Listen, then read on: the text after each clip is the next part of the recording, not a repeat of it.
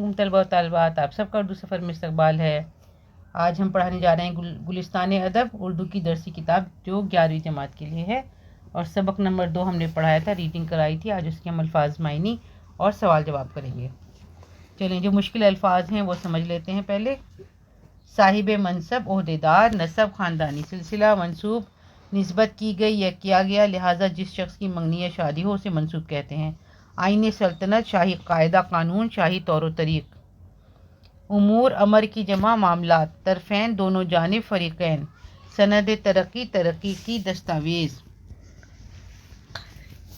تجویز، رائے مشورہ۔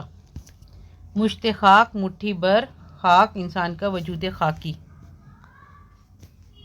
خانقاہ، بزرگوں اور درویشوں کے رہنے کی جگہ۔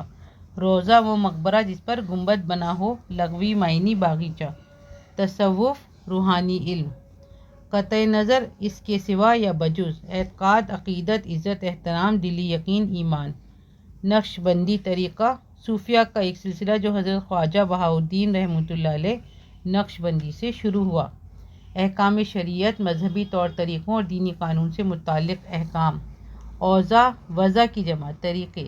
اطوار، طور کی جمع، طریقے۔ برجستہ، بے ساختہ، برمحل، حسب حال، مناسب۔ لطافت مزاجی، نازک مزاجی، طبیعت کی نزاکت و پاکیزگی۔ سلامتی طبع، طبیعت کی درستی، سلامتی۔ خلاف وضع اور بے اسلوب حالت یعنی نامناسب اور بے ڈھنگی حالت۔ تراش، کاٹ چھانٹ، بناوٹ، وضع۔ چارپائی کا کان، چارپائی کی پٹی کا وہ حصہ جو پائے کے باہر نکل آئے، مطلب لیول نہ ہو، برابر نہ ہو۔ ہوادار، پالکی کی طرح کی ایک سواری جو چاروں طرف سے کھلی ہوتی ہے۔ آب خورا، پانی پینے کا مٹی کا چھوٹا برتن۔ معتقد، اعتقاد رکھنے والے، عزت و احترام کرنے والے۔ سعادت، نیکی، بھلائی، خوش نصیبی۔ فی الحقیقت، حقیقت میں، واقعتاً۔ نظر، کسی کے سامنے عقیدت و احترام سے کوئی چیز پیش کرنا۔ قرابین، ولایتی بندوق جو رائفل کی پہلی شکل تھی، اس کو انگریزی میں کاربین کہتے ہیں۔ استقلال، مستقل مزاجی، مضبوطی، ثابت قدمی۔ دگاڑا، دو نالی بندوق۔ یہ جو ہے جہاں پر حضرت وہ جو ہے مرزا مظہر جان جانا کا انتقال کا وہ لکھا ہوا ہے ذکر، وہاں پر آیا تھا نا دگاڑا، تو اس میں استاد بھی کے بارے میں لکھا تھا۔ اس حاشیے میں جس استاد مرحوم کا ذکر ہے وہ حضرت شیخ ابراہیم ذوق ہیں۔ کشتہ، مارا ہوا، قتل کیا گیا۔ موزوں، مناسب، جچا تلا یا پسندیدہ۔ چلیں غور کرنے کی بات پڑھ لیتے ہیں۔ آب حیات کا یہ اقتباس محمد حسین آزاد کے اسلوب بیان کا عمدہ نمونہ ہے۔ مندرجہ ذیل فقروں پر غور کیجیے۔ شمس الدین نام رکھا مگر عالمگیری نام کے سامنے نہ چمکا۔ مشت خاک کو بزرگوں کے گوشہ دامن میں باندھ دیا۔ جو دن بہار زندگی کے پھول ہوتے ہیں انہیں بزرگوں کے روضوں پر چڑھا دیا۔ پہلے فقرے میں شمس الدین کی رعایت سے چمکا کس قدر خوبصورت ہے، مطلب شمس ہوتا ہے نا سورج، وہ چمکتا ہے لیکن وہ نام زیادہ نہیں چمکا، بلکہ عالمگیر نے جو نام رکھا تھا وہ زیادہ چمکا، تو انہوں نے دونوں لفظوں کو کس خوبصورتی سے استعمال کیا ہے۔ اورنگزیب عالمگیر بادشاہ کے رکھے ہوئے نام کو عالمگیری نام کہہ کر یہ اشارہ بھی کر دیا کہ یہ نام تمام دنیا پر چھا جانے والا ثابت ہوا۔ مشت خاک کے معنی ہے مٹھی بھر مٹی۔ اس اعتبار سے گوشہ دامن میں باندھنا بہت خوب ہے۔ انسان کو یا انسان کے بدن کو مشت خاک کہتے ہیں، لہٰذا مراد یہ ہوئی کہ مرزا صاحب نے اپنے آپ کو بزرگوں کی خدمت کے حوالے کر دیا۔ نوجوانی کو بہار زندگی اور نوجوانی کے دنوں کو پھول کہنا بہت عمدہ ہے۔ روزے کے ایک معنی باغ بھی ہوتے ہیں، اس لحاظ سے بزرگوں کے مزارات پر نوجوانی کے دن گزارنا اور بھی عمدہ بات ہے۔ محمد حسین آزاد کی تحریریں اس قسم کے خوبصورت فقروں سے بھری ہوئی ہیں۔ اس اقتباس میں کچھ مذہبی اصطلاحات بھی استعمال ہوئی ہیں جن پر غور کیے بغیر ان کے معنی تک پہنچنا مشکل ہے۔ جیسے حدیث لفظ آیا تھا کہ انہوں نے حدیث کو بااصول پڑھا تھا، تو لغت میں حدیث کے معنی ہے قول، بات، لیکن مذہبی اصطلاح میں حضرت محمد صلی اللہ علیہ وسلم کی زبان مبارک سے جو باتیں نکلیں یا انہوں نے اپنی زندگی میں جو کام کیے انہیں حدیث کہتے ہیں۔ حنفی مذہب اسلامی فقہ کے تعلق سے امام ابو حنیفہ رحمۃ اللہ علیہ کے نقطۂ نظر اور ان کے بتائے ہوئے طور طریقوں کو حنفی مذہب یا حنفی مسلک کہتے ہیں۔ شریعت، دین اسلام کے مطابق زندگی گزارنے کے لیے اللہ اور اس کے رسول حضرت محمد صلی اللہ علیہ وسلم کے بتائے ہوئے احکام و قوانین کو شریعت کہتے ہیں۔ نقش بندی طریقہ، صوفیوں کے 4 مشہور طریقے یا سلسلے ہیں: قادری، سہروردی اور چشتی اور نقش بندی۔ ہندوستان میں نقش بندی طریقے کے سب سے بڑے بزرگ شیخ احمد سرہندی کہے جاتے ہیں۔ مرزا مظہر جانے جانا 3 واسطوں سے شیخ احمد سرہندی کے مرید تھے۔ شیخ احمد سرہندی مجدد الف ثانی کے لقب سے بھی مشہور ہیں۔ مرید کے لغوی معنی ہے ارادت مند، ارادہ کرنے والا، پیروکار یعنی فالوور۔ اصطلاحاً وہ شخص جو کسی بزرگ یا پیر کا ارادت مند ہو اور اس سے تعلق و ارادت کے مطابق پیروی کرے اسے مرید کہتے ہیں۔ فقیر، لفظ فقیر فقر سے بنا ہے۔ فقر کے معنی ہے درویشی۔ اصطلاحاً فقیر کے معنی ہیں وہ خدا مست لوگ جو اللہ کی محبت میں فقر و فاقہ اور درویشی و بے نیازی کی زندگی گزارتے ہیں۔ تاریخ کہنا، اس اقتباس میں مرزا مظہر جانے جانا کی تاریخ وفات کو ایک حدیث کے الفاظ سے پیش کیا گیا ہے۔ تاریخ سے مراد ہے کہ کوئی لفظ، فقرہ، مصرع یا شعر اس طرح ترتیب دینا جس کے حروف کے اعداد کو جوڑا جائے تو تاریخ نکل آئے۔ حروف کی گنتیاں مقرر ہیں اور انہیں ابجد، حوض، حتی، کلمن، سافز، قرشت، سغز، زغز، زغ کے ذریعے ظاہر کیا جاتا ہے۔ یہ آگے الفاظ دیے، حروف دیے ہوئے ہیں اور نمبر دیے ہوئے ہیں، لیکن اس کا جو ہے آپ کے ایگزام سے کوئی تعلق نہیں ہے، تو ہم بس خالی امپورٹنٹ چیزیں پڑھیں گے، ایسی ڈیٹیل لکھی ہوئی ہے۔ مادہ کے معنی ہیں اصل جوہر، وہ شے جس سے کوئی چیز بنائی جائے۔ مادہ تاریخ یا مادہ خاص کی ذیل میں مادہ سے مراد وہ لفظ یا فقرہ ہے جس سے تاریخ نکلتی ہے، چونکہ اس پوری نظم یا شعر کو بھی تاریخ کہتے ہیں جس میں تاریخ والا فقرہ، مصرع یا لفظ نظم کیا جاتا ہے، اس لیے خاص تاریخ کی گنتی رکھنے والے لفظ، فقرے یا مصرعے کو مادہ یا مادہ تاریخ کہتے ہیں۔ عاشا حمیدن ماتا شہیدن، یہ عربی کا فقرہ ہے۔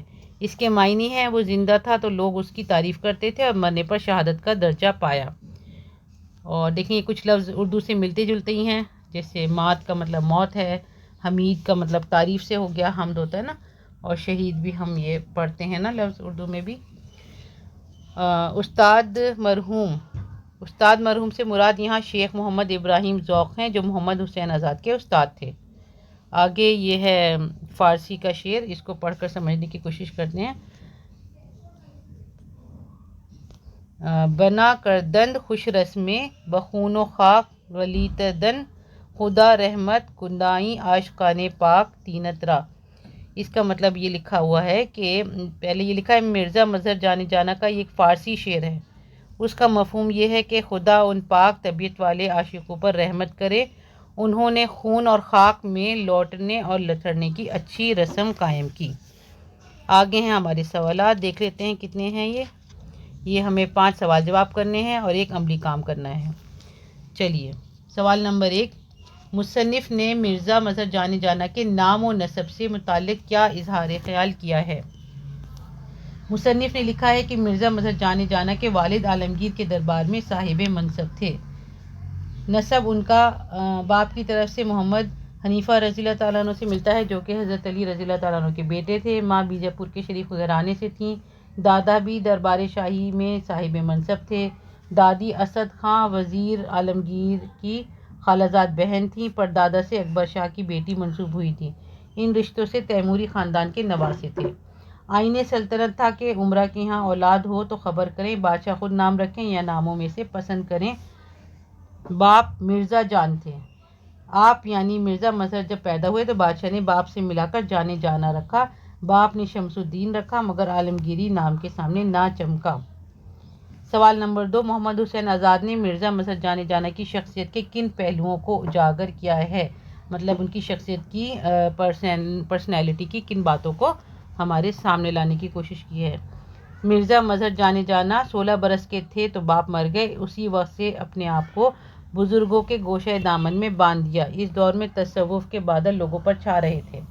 ہزاروں مسلمان ہی نہیں بلکہ ہندو بھی مرزا مظہر جانے جانا کے مرید تھے انہوں نے علم حدیث کو پڑھا، حنفی مذہب کے ساتھ نقشبندی طریقے کے پابند تھے، احکام شریعت کو دل سے ادا کرتے تھے، طور طریقے ادب آداب نہایت سنجیدہ تھے، خلاف طبع اور بے اسلوب حالت برداشت نہ کرتے تھے۔ ان کی لطافت مزاج کی باتیں سن کر حیرانی ہوتی ہے۔